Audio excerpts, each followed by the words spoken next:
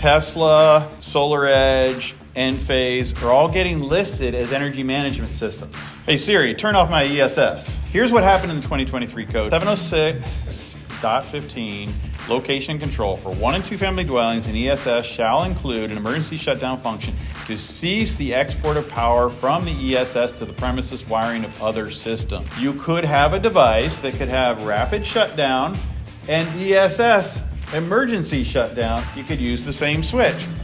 Hello and welcome to Sean White's Solar and Energy Storage Podcast. This is going to be part 3 of the 2023 National Electrical Code Preview with Bill Brooks. And this was a live discussion at the Intersolar Conference in Long Beach, California. You're going to find out a lot of good, important information here. Some of the areas that we're going to cover in this podcast are NEC Article 702, optional standby systems, load control, disconnecting means, UL 1741 for power control systems, 706.15 location control for 1 and 2 family dwellings. You're going to find a lot of good stuff here, so here you go. Off to Long Beach. In Article 702, we are doing now, these systems are now going to be called Article 702 optional standby systems. And everybody got together, not everybody, but a bunch of people got together and they decided that that's the way they wanted it. And quite frankly, I've been using the term optional standby systems for decades anyway, and I think it's the right term that our systems are optional. They're not legally required or emergency. Okay, so we don't have to abide by Article 700 or 701, which have some draconian requirements based on those two, if we've got an emergency system out there. This is just, hey, we want to keep the lights on, Now, you might have a customer that says, we want to keep the lights on, and if they don't stay on, I'm going to shoot you. It's like, well, okay, fine. Well, that's a little bit drastic, but okay. But it's still an optional standby system. It's optional for the drug lord.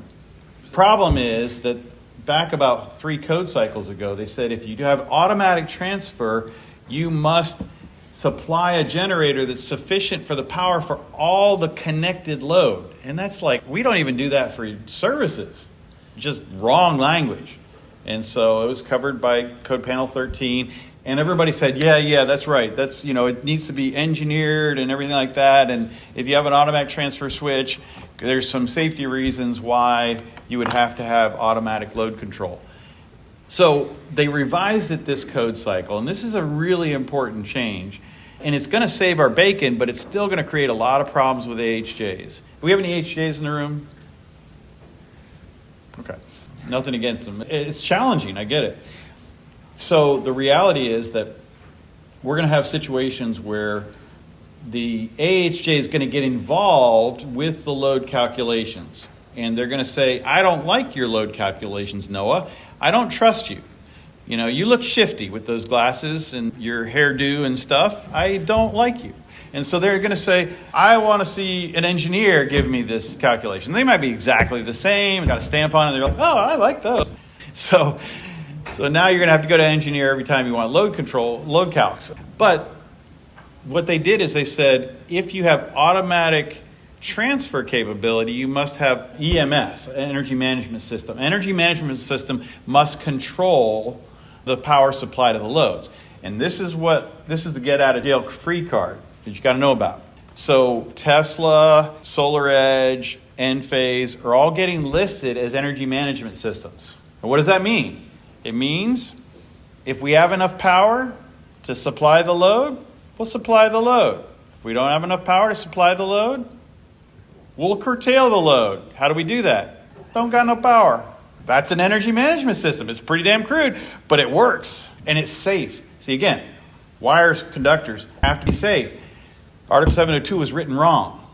It was dead wrong. You cannot have, say you're sufficient for the entire connected load. That's BS.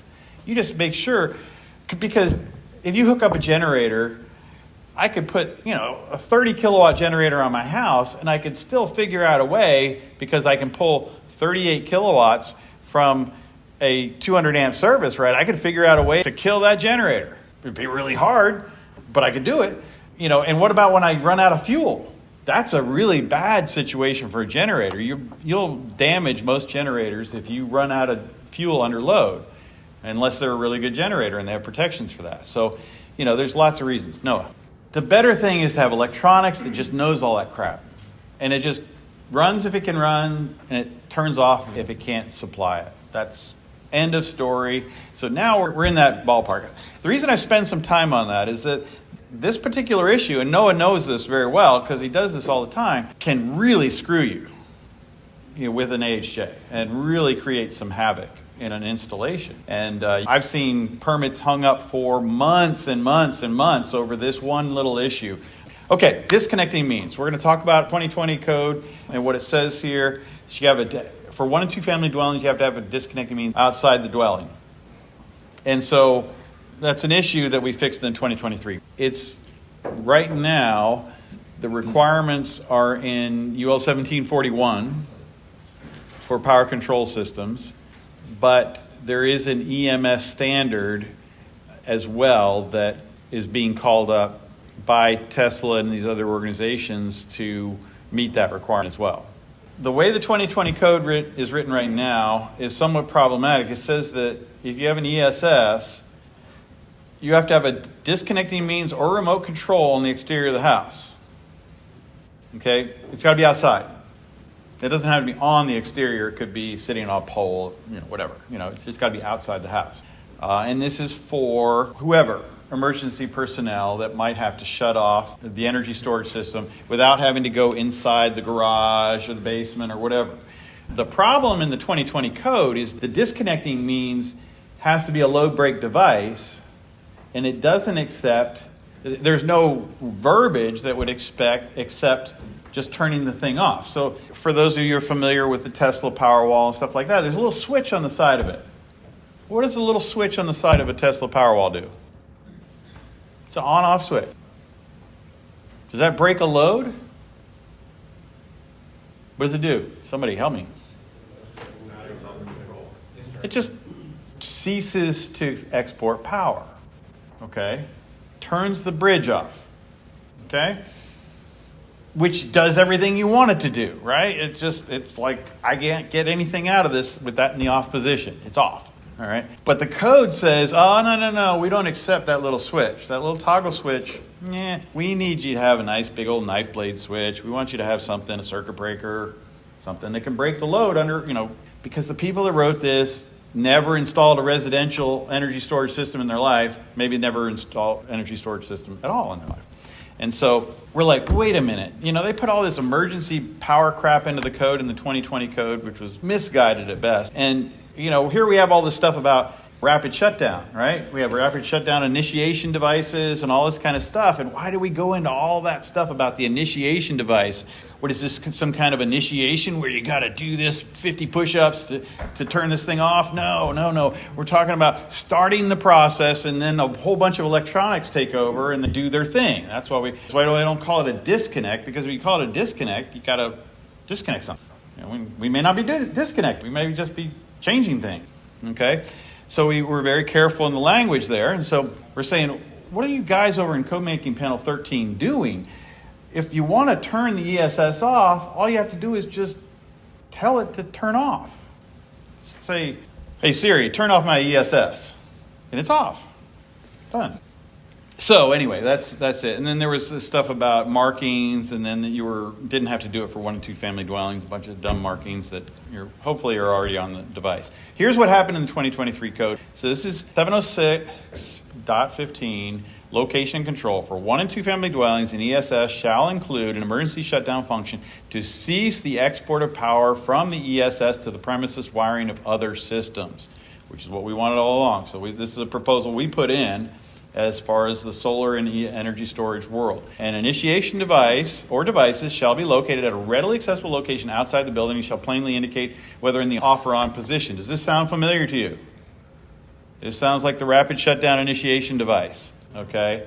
And then the off position of the device performs the emergency shutdown function. Shutdown, does that sound familiar to anybody? Okay, rapid shutdown. You could have a device that could have rapid shutdown and ESS, emergency shutdown, on the same device. You could use the same switch for the purpose. That would be what you'd want to do. So that's what we wanted to talk about with the new codes. Hopefully that will put a lot of things in perspective where we're going. Thanks for listening to Sean White's Solar and Energy Storage Podcast. To find out more, go to SolarSean, that's Solar, SEAN.com. And just by the way, since this recording was done at the Intersolar conference in Long Beach, one of the things that I started doing is taking pictures of all the booths at all the conferences that I go to and posting them on Instagram. You can find a link to that at SolarSean.com to see pictures of all these booths. And so there you go. You just saved thousands of dollars on conferences and hotel rooms and having fun meeting people, catching COVID, all that kind of stuff. Okay, thanks for listening.